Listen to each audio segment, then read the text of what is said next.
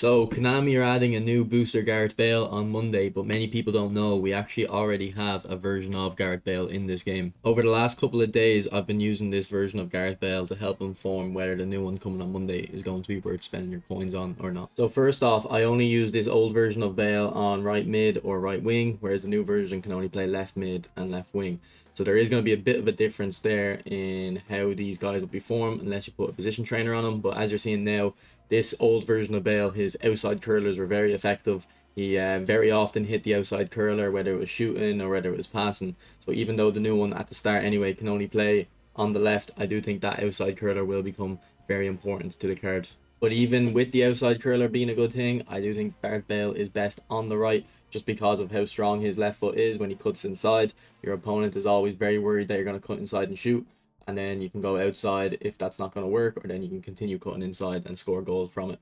Now you can play the new one second striker, so you can put him on the right hand side in the second striker position, but I do think with the version I was using anyway, he was best further out wide because he didn't really have the balance to come into the middle and kind of navigate in there from the start. Whereas if you started him out wide and you had space to dribble into, he was very effective at kind of running into that space and drawing the opponent out and then exploiting the gaps left in behind. But there were glimpses of potential in terms of how good his balance could be, and the new one starts off with 77 balance without any boosters, so if you put 8 points into dexterity, you will get him up to 85 balance.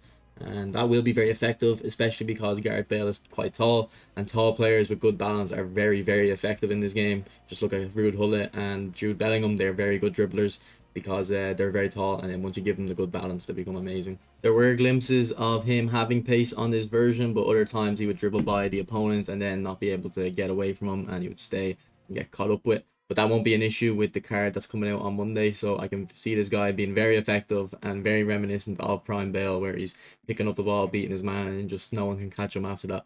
He also just has very good player ID. You can see here we're doing the little heel trick automatically, and then obviously, as I mentioned earlier, with the outside curlers, he just seems like one of them players that is already a legend. I don't know how to explain it exactly, but I feel like legends just have kind of better animations and stuff, and even though this card isn't a legend, Konami do seem to like this Gareth Bale and make him kind of do extra touches or extra flicks that just make him more effective when you're playing with him on the pitch. Now, so often when I was using this card, his shots just kept getting blocked, and I don't know what it was.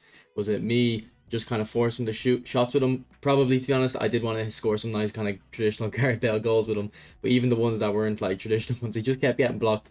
So I don't know if it was just unlucky, or maybe it's the lower finishing. Maybe if you have higher finishing, the shot is more likely to go by the defender.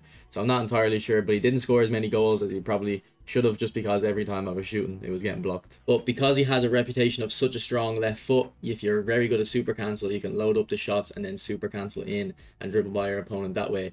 So it will be a headache for your opponent if you're someone who's going to be charging up these shots and then often super cancelling it. You'll be able to dribble past your opponent, and then if your opponent thinks you're going to be super cancelling it, you can just release the shot and hopefully score the goal from it.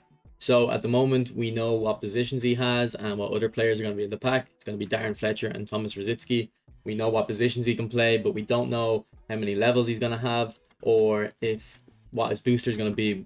He will have edge crossing as a skill. We don't know what booster is going to go on it, so it could be the crossing +2, or it could be passing +2. It could be agility though, because he is a fast player. So I don't know exactly what his booster is going to be, but regardless of how many levels he has and what booster he has, he will be a very effective card. I'm just not sure on the two other players, Darren Fletcher and Thomas Rosicky.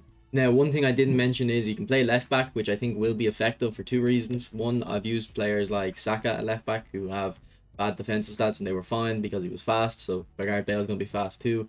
And then also, Gareth Bale is kind of tall and is heavy, so I find players that are like that end up intercepting the ball a lot more than their defensive stats would suggest. So I think even playing him left back won't be a major problem, but of course you probably want to play him up front because you've probably spent a lot of money on him, and he is Gareth Bale after all. So you will be able to train him centre forward just with one position trainer. So one position trainer on centre forward and one position trainer on left back, and he'll be quite effective. Otherwise, you're going to have to go for two on right wing if you want to play him right wing. So overall, I think this Gareth Bale will be a very good player, but I'm probably going to wait for a Real Madrid version just in case they release that, because I'm not really that interested in Darren Fletcher and Thomas Rosicky.